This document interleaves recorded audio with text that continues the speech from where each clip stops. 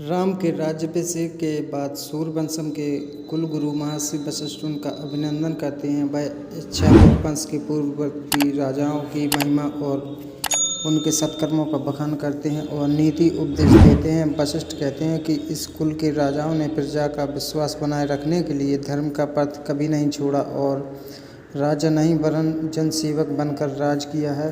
वशिष्ठ कहते हैं कि राजा राम को अपने पूर्वजों द्वारा स्थापित मापदंडों पर खरा उतरना होगा। वशिष्ठ के ज्ञानोपदेश के बाद राम उनके प्रति कृतज्ञता करते हुए अपने पिता दशरथ द्वारा कही बात दोहराते हैं कि राजा बनने के लिए व्यक्ति देश को पूर्ण समर्पित हो जाता है।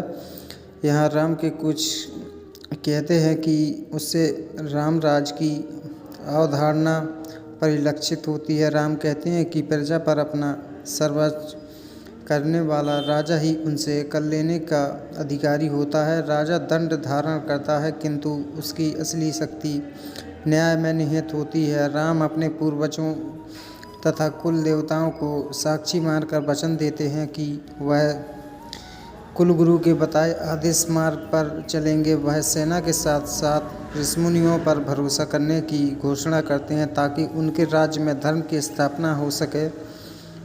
वह नीति मार्ग पर चलने का परामर्श पाने के लिए अंत मंत्रीगण की स्थापना करते हैं। वह प्रजाहित में परिवार का त्याग करने की भी घोषणा करते हैं। राम के इन वचनों को सुनकर पूरी राजसभा